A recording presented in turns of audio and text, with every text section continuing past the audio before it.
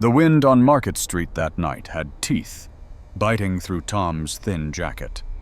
For him, a newly jobless single father, this was the end of the line. Ahead of him, huddled by a trash can, was a ghost of the city, a woman with vacant eyes and a torn coat. He placed his last dollar into her freezing hand. "You don't have to do that," she whispered. "I know what it's like to have nothing left," he replied, his voice nearly lost to the wind. As her chapped fingers took the bill, a worn fabric bracelet slid into view. 2 letters, HL, were stitched in faded red thread. A forgotten piece of a life he couldn't possibly imagine. He turned away, a cheap loaf of bread for his son's breakfast, his only purchase, the poverty settling over him like a frost. But the next morning, everything changed. The entire block was cordoned off with yellow police tape. And at the center of the chaos stood the ghost from the alley. Gone were the rags. She wore a crisp white blouse and a dark blazer, her tangled hair pulled into a severe, neat bun. She wasn't shivering, she was commanding, directing a detective who listened intently. Then she looked up, her eyes scanning the crowd and finding his. The vacant, defeated look was gone. In its place was sharp, cold recognition. She gave him a deliberate, almost imperceptible nod before turning back to her work. Tom stood frozen on the pavement. The woman he had pitied 12 hours ago was now in absolute control. The sterile, recycled air of the Human Resources office felt colder than the autumn evening outside. Tom sat perfectly still, his worn work jacket feeling coarse against his skin, his hands resting on his knees to keep them from trembling.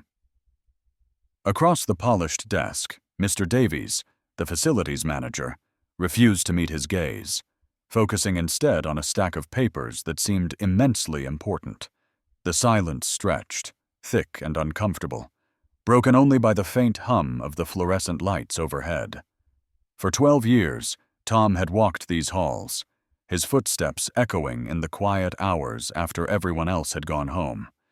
He knew the building's secrets, the floorboard that groaned like a tired old man, the subtle scent of ozone from the server room, the way the moonlight slanted through the atrium glass at 3 in the morning.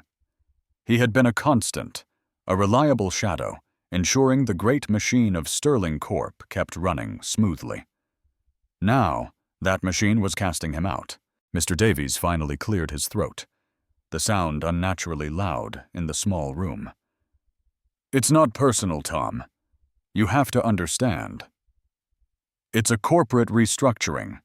They're outsourcing the entire janitorial division to a third-party contractor." He slid a painfully thin manila envelope across the desk. "Your final paycheck is in here, along with the severance details. It's the standard package, 2 weeks' pay." The words were rehearsed, devoid of any real empathy. Tom knew Davies was just a messenger, another cog in the same system that was now grinding him down, but the detachment still stung. He thought of his son, Leo, and the rent that was due on the 1st. 2 weeks' pay was a bandage on a gaping wound. He simply nodded, the gesture feeling heavy and slow, as if moving through water. He picked up the envelope, its lightness a cruel joke, and stood without a word. There was nothing left to say. His quiet loyalty, his perfect attendance, his willingness to take extra shifts, none of it had mattered. He was just a line item on a budget, and that line had been erased. Walking home, the city lights blurred into long, watery streaks. Each step felt heavier than the last, the weight of his failure pressing down on his shoulders. The wind whipped around the corners of buildings, carrying the scent of damp pavement and exhaust fumes. He clutched the thin bag of groceries, its contents meager: a loaf of bread, a small carton of milk, and a single apple for Leo's lunch tomorrow. He had spent his last few dollars on it before heading to work, before the sterile meeting and the thin envelope. Now, that envelope held the entirety of his worldly wealth, and it was not nearly enough. He passed brightly lit restaurants where people laughed and talked, their faces warm and untroubled, existing in a world that suddenly felt a universe away from his own. He was a ghost in his own city, invisible to the warmth and the light. His mind raced, a frantic accounting of bills and deadlines. How would he tell Leo? How could he look his son in the eye and explain that the simple stability they had was gone, fractured by a decision made by men in suits he would never meet? That's when he saw her. The convenience store on the corner, a place he often stopped for a cheap coffee before his shift, was dark, its metal grate already pulled down. Huddled in the shallow alcove by the door was a woman, barely more than a girl, shrinking into a coat that was little more than rags. She was trying to make herself small, to disappear into the grimy brick wall behind her, but the raw misery radiating from her was impossible to ignore.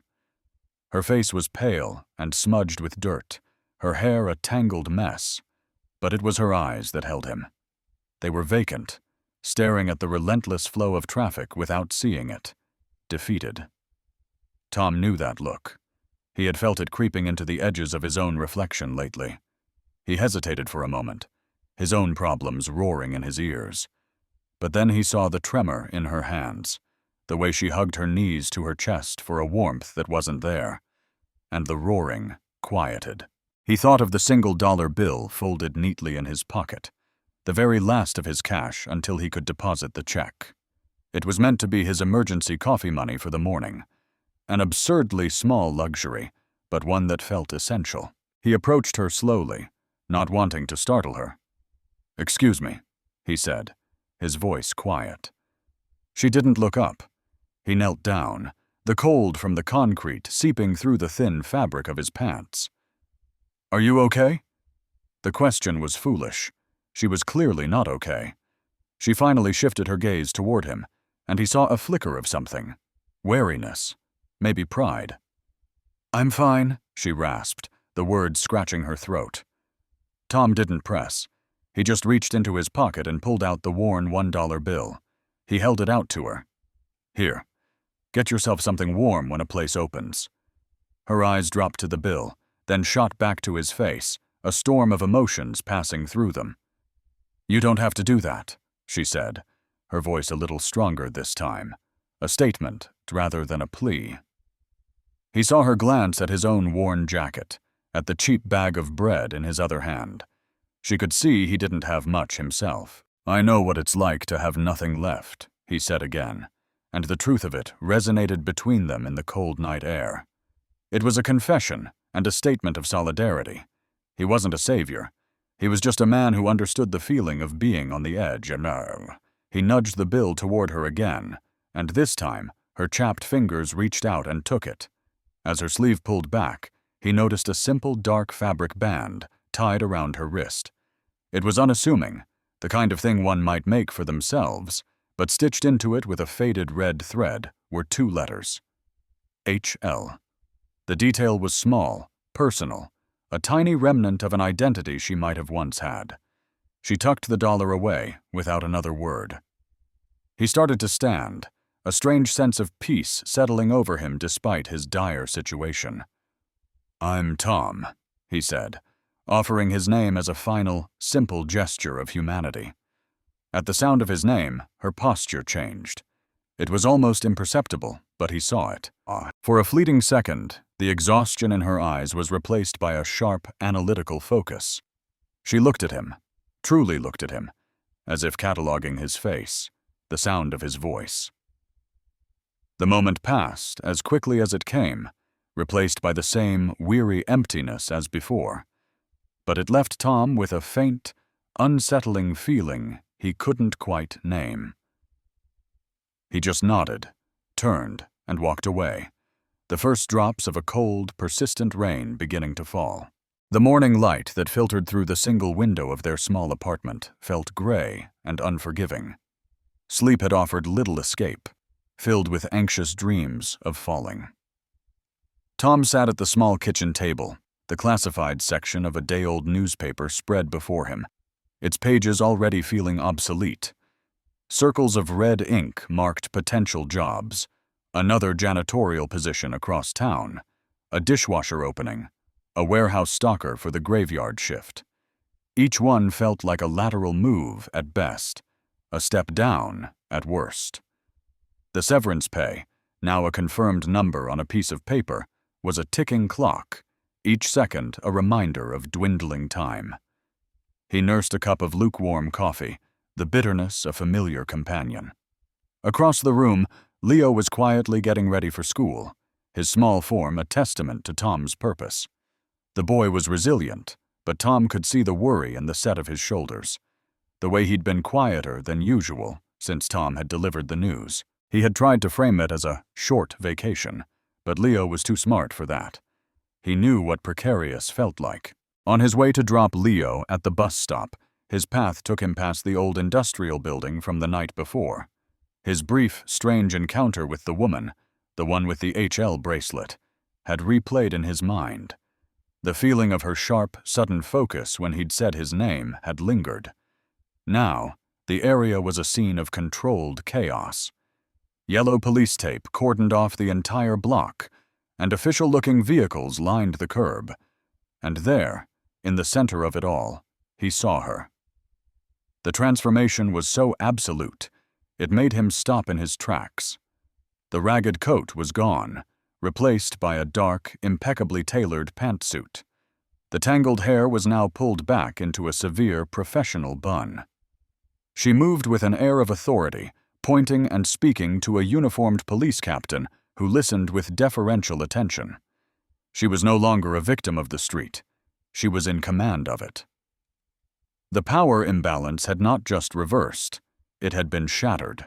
As she turned, her gaze swept over the small crowd of onlookers and, for a chilling second, it met his. There was no warmth, no recognition of the man who had given her his last dollar. There was only a cold, distant acknowledgement, a slight nod so subtle it might have been imagined. Then she turned back to her work, leaving him standing on the pavement, a profound sense of unease washing over him. He had one last, grim task to perform, cleaning out his locker at Sterling Corp. The walk to the monolithic glass tower felt like a march of shame. The security guard at the front desk, a man Tom had shared coffee with for years, now looked at him with a practiced, impersonal pity. He had to sign a visitor's log to enter the building he had once considered a second home. The halls, usually empty and quiet during his shifts, were now bustling with daytime activity. Employees in sharp suits moved with purpose, their conversations a low hum of corporate life. He kept his head down, hoping to go unnoticed, but he could feel their sideways glances. He was yesterday's news, a ghost of a former employee. As he rounded the corner to the maintenance wing, he nearly collided with a small group of people. At their center, holding a tablet and speaking in a clipped, authoritative tone, was Harper Lang. Her team, all dressed in similar corporate attire, scribbled notes as she spoke. She stopped when she saw him, her expression unreadable. For a moment, the entire hallway seemed to hold its breath. "Mr. Thomas Bell?" she asked, her voice as crisp and sterile as the office air. He was stunned she knew his full name. He simply nodded, his own name feeling foreign in her mouth. She consulted her tablet. "You were the primary overnight custodian for this sector, correct? You had access to all executive suites on floors 40 through 52. It wasn't a question. It was a verification of a fact. Tom's stomach tightened. This felt less like a chance meeting and more like an interrogation. He thought she was here to investigate him. Perhaps his dismissal wasn't just about budget cuts. Maybe they were looking for a scapegoat for something, and the last man out the door was the easiest target. The thought sent a jolt of cold fear through him. "Yes," he managed to say. "That was my route." Harper looked at him for a moment longer, her eyes analytical, as if scanning him for data. "Thank you." "That will be all," she said, dismissing him with a slight turn of her shoulder before continuing down the hall with her entourage, her voice already resuming its instruction. Shaken, Tom made his way to the locker room. The encounter had left a bitter taste in his mouth. The woman he had tried to help now seemed like a threat, an agent of the very system that had just discarded him. He fumbled with the combination on his locker, the familiar clicks sounding final and sad. He opened the metal door to the few meager possessions inside: a spare pair of work boots, a well-read paperback novel, a framed photo of Leo smiling, a gap in his teeth. As he began placing them into a cardboard box, his fingers brushed against something that didn't belong. Tucked behind the photograph was a plain white envelope. It was sealed, with no name or markings on it. He looked around the empty locker room, his heart starting to pound. No one could have put it there, but someone who knew which locker was his. He thought of Harper's cold, calculating gaze. Had she left this for him? Was it a warning? A final notice of some infraction he wasn't aware of? His first instinct was to leave it, to walk away and sever this last tie to Sterling Corp forever. But a deeper, more powerful sense of curiosity and a sliver of defiance took over. He slipped the envelope into the inside pocket of his jacket, a secret weight against his chest. He finished clearing the locker, closed the metal door for the last time, and walked out of the building without looking back, the anonymous envelope feeling like both a poison and a key. The apartment was silent except for the gentle rhythm of Leo's breathing from the other room. The city's glow cast long shadows across the kitchen floor as Tom sat at the table, the plain white envelope feeling heavy in his hands. For hours, he had debated opening it, his mind conjuring a dozen scenarios, each worse than the last. Was it a legal threat? A blackmail attempt? He finally slid his finger under the seal, the sound of tearing paper unnervingly loud in the stillness. He pulled out not a letter, but a single folded sheet of paper. It was a technical schematic, a blueprint of the sub-basement levels of the Sterling Corp Tower. It looked like a standard architectural drawing at first, but as his eyes traced the familiar lines of maintenance tunnels and boiler rooms, places he knew better than his own home, he saw the anomaly. A secondary drainage pipe, marked with a thin, hand-drawn red line, branched off from the main industrial waste system. It wasn't on any of the official blueprints he had ever seen. This pipe snaked away from the city's designated sanitation connection and terminated at an old, forgotten storm drain outlet 2 blocks east of the building. Tucked in the corner of the page were a few handwritten notations, a chemical formula he didn't recognize, and a series of dates stretching back over the last 5 years. The document was meaningless to a stranger, a piece of corporate minutiae. But to Tom, it was a map of a secret. This was the payoff for the mystery of the envelope. It wasn't an accusation, but a guide. Harper hadn't been investigating him. She had been arming him. He remembered the countless times he'd noticed a faint, acrid smell in that section of the sub-basement, a smell his superiors had always dismissed as normal chemical runoff. He recalled the specialized disposal containers, always handled by a private team, that came after midnight, their work logs kept separate from the regular maintenance records. At the time, they were just unquestioned parts of the building's routine. Now, illuminated by the red line on this schematic, they seemed sinister. The pieces were there, but they formed a picture he couldn't yet fully see. Why would Harper give this to him? A fired janitor. What did she expect him to do with it? He was powerless, a ghost haunting the edges of a corporation that had already spit him out. He folded the paper, the secret now his to keep, and felt a profound sense of dread. The next few days passed in a haze of fruitless job searching and mounting anxiety. The puzzle of the schematic remained in the back of his mind, a low-grade hum of unease.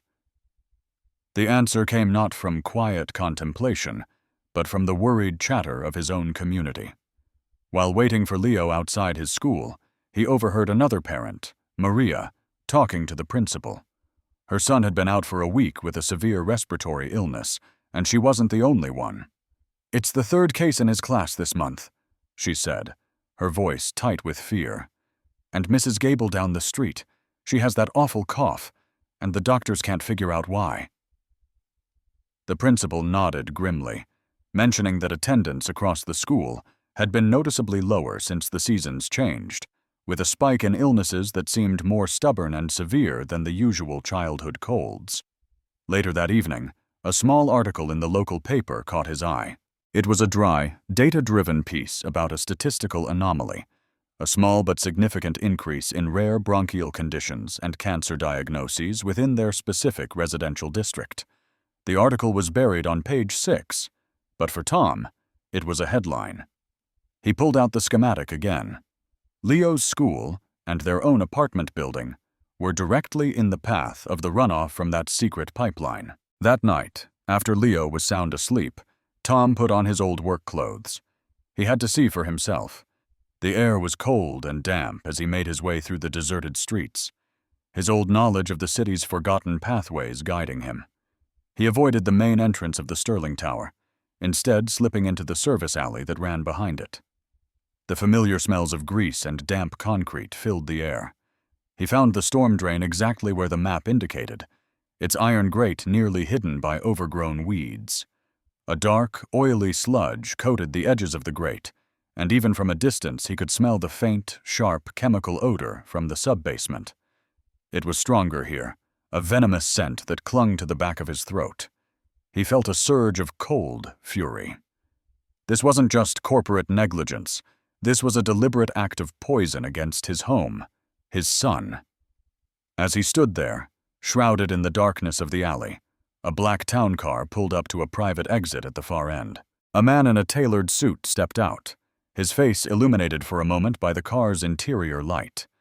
It was Mr. Caldwell, the chief financial officer of Sterling Corp. He looked nervous, constantly glancing over his shoulder as he spoke furtively on his phone. Tom pressed himself deeper into the shadows of a recessed doorway, his heart pounding. He was about to retreat when he noticed another figure across the alley, concealed by the bulk of a large dumpster. It was Harper. She was dressed in dark, unassuming clothing, her hair tucked under a beanie. She stood perfectly still, a silent predator, her attention focused entirely on the CFO. She was watching him, tracking his every move with an intensity that was chilling. In that moment, Tom understood. They were allies in a war he hadn't even known he was fighting.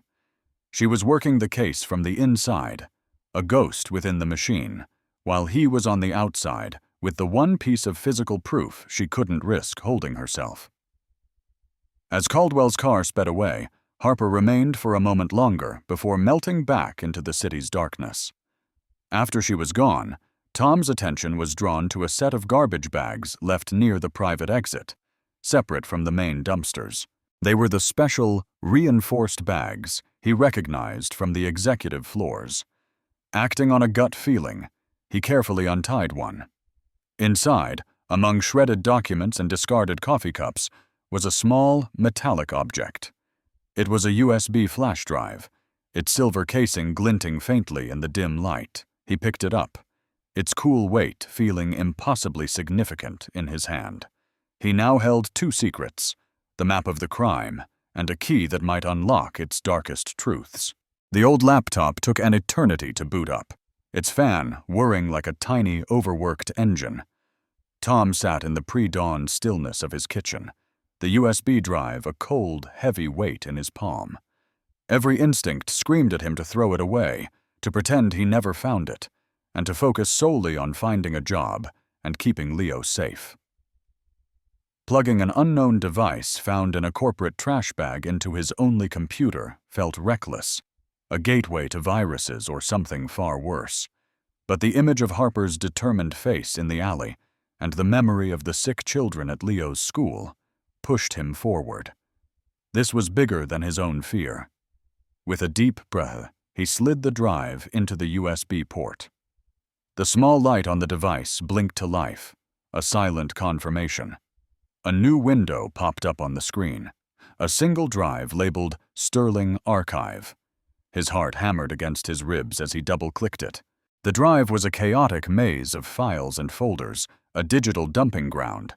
There were dozens of folders with generic corporate names: Q3 Projections, Marketing Assets, HR Onboarding. He clicked through them, his initial adrenaline giving way to a tedious search. He found spreadsheets filled with incomprehensible numbers, presentations boasting of corporate responsibility, and memos detailing employee benefits. It felt like a dead end, a collection of digital garbage meant to be shredded. He began to wonder if he had misjudged everything, if the drive was nothing more than discarded office work. Then he saw it, a folder with a less conventional name, Project Nightingale. The name was innocuous, almost poetic, which made it stand out starkly against the bland corporate jargon. He moved the cursor and clicked. This folder was different. It contained only a handful of files, a few scanned documents in PDF format, an audio file, and a single video file named Dinner Meeting 0844. He clicked on the video first, the screen filled with grainy, slightly unstable footage, clearly filmed by a hidden camera. The setting was a lavish, dimly lit restaurant. At a corner table sat two men, the nervous CFO, Mr. Caldwell, and a heavier, more confident-looking man with a politician's smile. Tom recognized him from the local news, a high-ranking official from the Environmental Protection Board. The audio was muffled, but the words were clear enough. Caldwell was speaking in a low, urgent tone about unavoidable operational byproducts and streamlining compliance. The official just smiled, swirling the wine in his glass. "Compliance can be expensive," the official said smoothly, "but a lack of it can be even more so." The camera angle shifted slightly, and Tom saw Caldwell slide a thick, unmarked envelope across the table. The official casually picked it up, weighing it in his hand for a moment before making it disappear into his coat pocket. "I'm sure we can find a way to certify your new filtration system as exceeding standards," he said with a knowing smirk. "Consider it a gesture of public-private cooperation." A cold, hard knot formed in Tom's stomach. This was it. Unambiguous, damning proof of a bribe. He felt a mix of vindication and terror. He then opened one of the PDF files. It was an official-looking environmental impact report for the Sterling Tower, declaring its waste disposal systems to be perfectly safe and fully compliant with state and federal regulations. It was dated the day after the dinner meeting. At the bottom was the signature of the environmental official from the video. Acting on a hunch, Tom dug through the other folders on the drive until he found an older, public-facing press release from 2 years prior, also bearing the official's signature. He opened both documents, placing the signatures side by side on his screen. They were close, but they were not the same. The one on the impact report was stiffer, the loops slightly too perfect. It was a forgery. Plant number 5. The company wasn't just polluting and bribing officials. They were creating a fraudulent paper trail to cover their crimes from every possible angle. His hands were trembling as he closed the files. He felt like he had peered into the abyss and seen the monster staring back. As he navigated back to the drive's main directory, his cursor accidentally dragged a system file, revealing another hidden text document behind it. Its name was simple: Audit Log HL-TCX. Curiosity overriding his fear, he opened it. The file was filled with lines of code and technical jargon, notes about data access times and encrypted servers. It seemed to be a logs of someone's attempts to navigate the Sterling Corp network. As he scrolled to the bottom, he found a final typed entry. It was a simple sign-off, a digital signature from the file's creator. Investigation ongoing. All evidence compiled for external handoff. H. Lang, Internal Audit Division. The letters clicked into place with the force of a physical blow. HL, the faded red thread on the fabric bracelet. Harper Lang. The name on the file folder he had glimpsed on her car dashboard. Payoff number 3. It all made a terrifying kind of sense. She wasn't an outside agent or a detective. She was one of them, an internal auditor who had uncovered this rot from within. She had likely been stonewalled, her investigation blocked by people like Caldwell. So she had gone deeper, adopting the disguise of a homeless woman to observe the building's operations unfiltered, to see what happened in the dark alleys when the executives were gone. And in a desperate, incredibly risky move, she had chosen to trust a complete stranger, a fired janitor who had shown her a moment of kindness. That single dollar hadn't just been charity for her. It had been a character test. A test he had unknowingly passed. He wasn't just some random person. He was her anonymous, untraceable accomplice, the only person who could hold the evidence without being officially connected to her. He finally understood the full scope of her dangerous game, and he was now standing right in the middle of it. The knock on the door was not a polite rap. It was a series of hard, authoritative blows that rattled the cheap wood in its frame. Tom's blood ran cold. It was 5 a.m, the sky still a bruised purple. Leo, startled awake, sat up in his bed. "Police! Open up!" a voice boomed from the hallway. Tom's mind raced. He thought of the USB drive, now hidden inside an old radio in his closet. He quickly told Leo to stay in his room and went to the door, his heart pounding a frantic rhythm against his ribs. He opened it to find 2 grim-faced detectives and several uniformed officers. They didn't wait for an invitation, pushing past him into the small apartment, their presence overwhelming the space.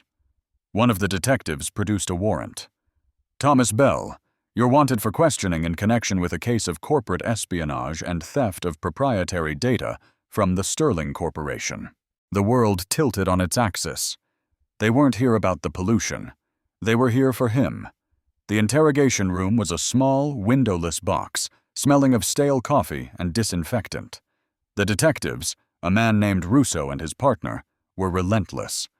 They laid out a series of glossy photos on the metal table between them. "This is you," Russo said, tapping a grainy security still. "In the executive wing, after hours, on a day you were no longer employed." It was a lie. The photo was clearly doctored, a clumsy cut-and-paste job. "And this," his partner added, sliding another photo across the table, "is Harper Lang, a senior auditor who has, conveniently, disappeared. We have records of phone calls between a burner phone she purchased and a public payphone 2 blocks from your apartment." Another lie, fabricated to create a conspiracy. They were building a cage of false evidence around him, and he had no way to fight back. He denied everything, his voice sounding weak even to his own ears. He knew telling them about the pollution or the USB drive was a fool's errand. They were not interested in the truth. They were tools of Sterling Corp, sent to clean up a mess.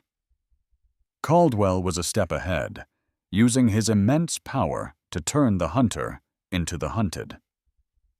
Lang was a disgruntled employee, Russo pressed, his voice a low growl. "She felt the company owed her something. We figure she recruited you, the janitor with all the access, to steal data she could sell to a competitor." "Where is she, Tom?" Tom just shook his head. The name of her father, Marcus Lang, flashing in his mind. This was not about corporate espionage. This was about silencing her. After 3 hours of fruitless questioning, they released him. They didn't have enough to hold him, but the threat was clear. "Don't leave town," Russo warned, his eyes like chips of ice. "We'll be watching you." He stumbled out of its precinct into the harsh morning light, a free man who felt more trapped than ever.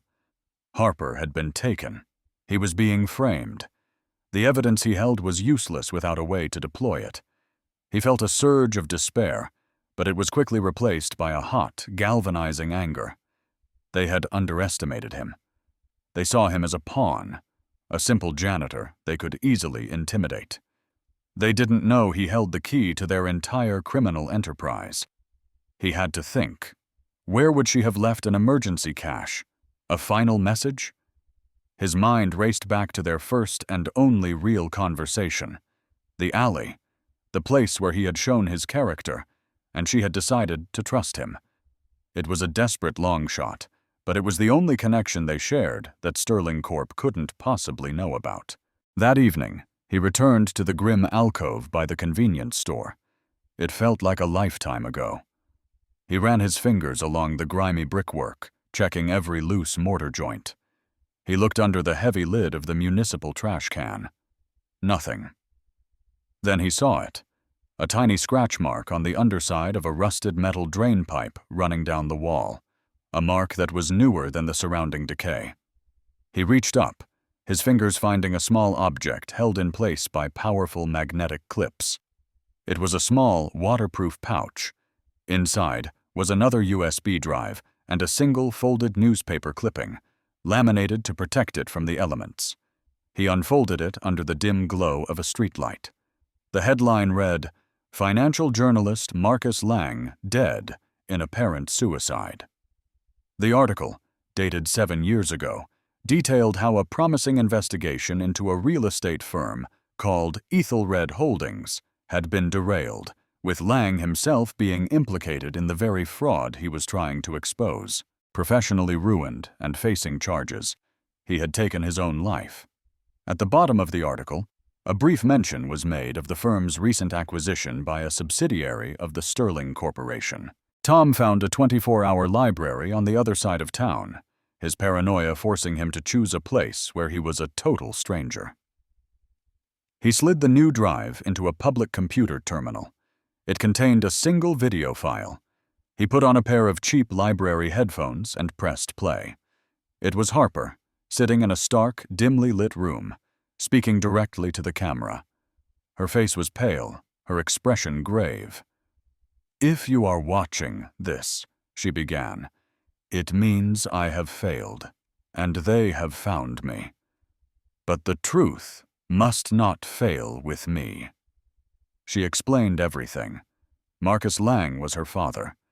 He hadn't been corrupt. He was the most honest man she had ever known. He had discovered that Ethelred Holdings was a sophisticated money laundering front for a criminal syndicate. But they were too powerful. They framed him, destroyed his reputation, and pushed him to his death. She had joined Sterling Corp for one reason: to finish his work. Her position as an auditor was a cover for her true, personal investigation. Payoff number 4. The pollution, the bribery. It was all part of the same criminal enterprise, a way to generate and wash illicit cash. "He chose you, Tom," she said, her voice cracking with emotion for the first time. "I didn't. My father always told me to look for the helpers, the people who do the right thing when no one is watching. Your single act of kindness in that alley, you proved his theory right." The video ended. Tom sat motionless, the weight of her story settling upon him.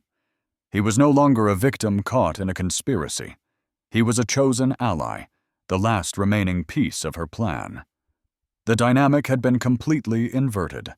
Harper, the powerful, all-knowing investigator, was now a captive. He, the powerless, fired janitor, was now the only one with the freedom to act.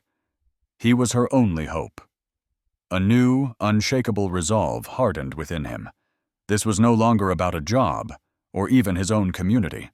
It was about justice for Harper, and for the father she had lost.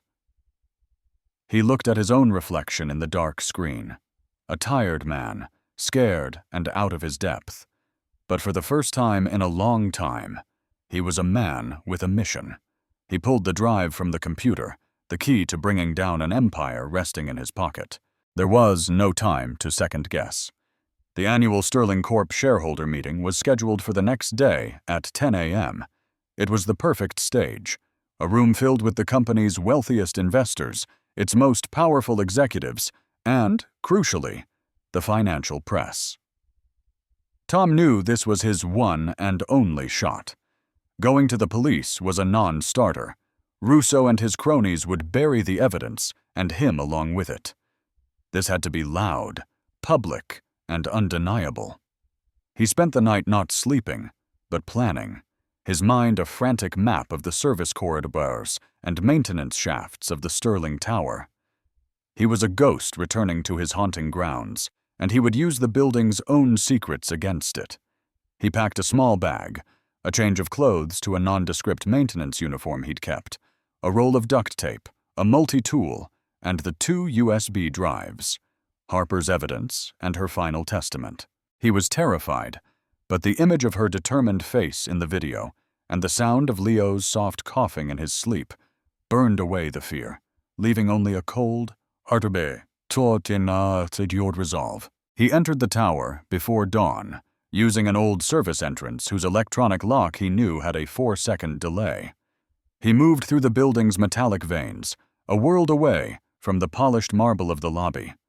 The air was thick with the familiar smell of ozone and industrial cleaning agents. He navigated the dark, humming corridors from memory, his soft-soled boots making no sound. Twice he had to press himself into a shadowy alcove as the low hum of a security cart approached, the guard's casual conversation echoing down the concrete hall. Each near miss sent a jolt of adrenaline through him, but his purpose was a shield. He was no longer just a janitor. He was a saboteur, an agent of a justice the building's occupants had long since forgotten. His destination was the grand auditorium on the 3rd floor. He bypassed the main entrances, instead taking a maintenance lift to the network of catwalks and control rooms suspended above the ceiling. From his perch in this cramped audio-visual control booth, he looked down upon the unfolding scene. The auditorium was a sea of expensive suits and polite, murmuring conversation. On the stage, a massive screen displayed the Sterling Corp logo above the slogan, "Building a Better Future." The hypocrisy was breathtaking. He saw Caldwell, the CFO, sitting in the front row, looking smug. Then, the CEO, a man named Richard Sterling, strode to the podium to a wave of applause. He was charismatic and polished, the very picture of corporate success. Tom felt a surge of revulsion. He carefully and quietly unlatched the booth's access panel to the master presentation console. He had watched the AV technicians work for years. He knew their systems. With trembling fingers, he plugged Harper's first USB drive into a secondary input. He was ready. Sterling's speech was a masterpiece of empty rhetoric. He spoke of record-breaking profits, synergistic growth, and his deep personal commitment to corporate responsibility and environmental stewardship. Tom waited for the perfect moment. It came when Sterling paused for effect, a self-satisfied smile on his face. "Here at Sterling, we believe that profitability and protecting our planet go hand in hand," he declared. "That is our solemn promise to you and to the communities we serve." "That's a lie." A voice, amplified and clear, suddenly boomed through the auditorium's speakers. Tom's voice. A collective gasp swept through the room. Before anyone could react, Tom hit the input switch. The giant screen behind Sterling flickered, and the corporate logo was replaced by the grainy, damning footage of the restaurant meeting. Payoff number 5. The entire room was forced to watch as their CFO, Mr. Caldwell, bribed a public official. The hushed conspiratorial voices of the two men filled the hall, each word an indictment. The audience was frozen in a state of shock, their faces a mixture of confusion, disbelief, and dawning horror. From the control booth, Tom spoke again, his voice ringing with righteous fury. "My name is Tom Bell. For 12 years I cleaned your floors. While you were counting your profits, your company was poisoning my son." He didn't shout. His voice was controlled, each word delivered with the weight of truth. "They have been dumping toxic industrial waste into the water supply of our neighborhood for years. The documents are all here. Forged permits, fraudulent reports, and a bribe to the very man meant to protect us." Pandemonium erupted. The shareholders, seeing their investments tied to a massive criminal conspiracy, began shouting. The reporters in the press section, sensing the story of a lifetime, were already broadcasting live, their cameras swinging from the screen to the panicked faces of the executives on stage. Richard Sterling stood frozen, his face ashen, the carefully constructed facade of his empire crumbling around him in real time. Security guards began rushing toward the control booth, but it was too late. The truth was a contagion, and it had already infected the entire room. As the guards reached the booth door, the main doors of the auditorium burst open. A team of heavily armed FBI agents swarmed into the hall, their presence instantly silencing the chaos. They were led by a stern-faced woman in a dark suit, someone who moved with an authority that dwarfed everyone else in the room. They bypassed the shouting investors and the frantic press, marching directly toward the stage. "Richard Sterling, you are under arrest for conspiracy, fraud, and violations of the Clean Water Act," the lead agent announced, her voice cutting through the remaining din. Caldwell was apprehended moments later, his face a mask of disbelief. As the agents cuffed them in front of the rolling cameras, a strange thing happened. A slow, tentative applause started among the lower-level employees standing at the back of the room. It grew louder, spreading through the hall, a spontaneous, cathartic roar of approval. Justice, swift and public, was being served. An agent appeared at the control booth door. Tom raised his hands, expecting to be cuffed as well, but the man simply nodded at him. "You'll need to come with us, Mr. Bell. We have a lot to talk about." As they escorted him out, he was no longer a suspect, but their star witness. He had walked into the building a ghost, but he was walking out its conscience. 1 year later, the air didn't smell of disinfectant or industrial chemicals, but of freshly ground coffee, cinnamon, and melting chocolate. Sunlight streamed through the large front window of a small, bustling cafe named The Daily Grind, illuminating the warm wood of the tables and the cheerful chalk art on the menu board behind the counter. Tom moved with an easy, practiced grace, steaming milk for a latte, his smile genuine. He was no longer a ghost in the halls of power, but the proud owner of this small, thriving business, built with funds from a victim's compensation settlement and a substantial reward from Sterling Corp's new board of directors for his role as a whistleblower. At a small table in the corner, Leo sat doing his homework, no longer a quiet, worried child, but a happy, energetic boy who often helped wipe down tables after school. The shadows of their past had been banished by the bright, hopeful light of this new life. The bell above the door chimed, and a familiar face walked in. Harper Lang looked nothing like the corporate warrior or the desperate soul in the alley. Dressed in a simple sweater and jeans, the severity in her eyes had been replaced by a soft, easy warmth. She was a regular here, her visits a quiet ritual of friendship that had been forged in the aftermath of the trial. Tom's testimony, combined with the mountain of evidence she had gathered, had been insurmountable. Sterling and Caldwell were serving lengthy prison sentences, and the company had been forced to pay hundreds of millions to decontaminate the area and compensate the families it had harmed. Justice, it turned out, was not just a word in a story. "The usual?" Tom asked, already reaching for her favorite mug. She nodded, taking a seat at the counter. "Please." After he slid the steaming cappuccino in front of her, she placed a small, neatly wrapped square on the counter. "I have something for you," she said. "I was waiting for the right day. I think this is it." Tom carefully unwrapped the gift. Inside was a simple, elegant black frame. And behind the glass, preserved and mounted, was a single, worn, creased $1 bill. It was the dollar he had given her in the alley, his very last one. He stared at it, a wave of emotion washing over him. The memory of that night, the cold, the fear, the desperation, felt like a scene from another man's life. "I kept it," Harper said softly, her eyes meeting his. "It wasn't about the money. It was because you made me believe in good people again. At that point, I was so deep in the darkness, I wasn't sure they still existed." Tom looked from the framed bill to her face, a profound, unspoken understanding passing between them. He took the frame and walked to a small, empty space on the wall next to the counter. Already hanging there on a single brass hook was a simple, faded fabric bracelet with the letters HL stitched in red thread.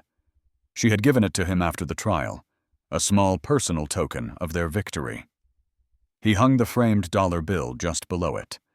The bracelet and the bill, the symbols of her secret mission and his simple act of faith, were now the heart of his new beginning. Later that evening, As Tom was preparing to close, a young man hesitated by the door, staring at the menu with a look of quiet hunger that Tom knew all too well. The young man's clothes were clean but worn, and he counted the few coins in his hand before his shoulders slumped in defeat. He started to turn away. "Hey, wait," Tom called out gently. The young man stopped, startled.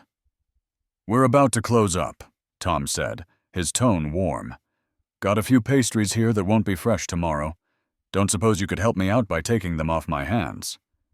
He was already putting several croissants and a muffin into a paper bag. He then poured a large coffee into a to-go cup. "And it's a cold night. This should help." He pushed the bag and the coffee across the counter. The young man stared, speechless. I can't pay for this," he stammered.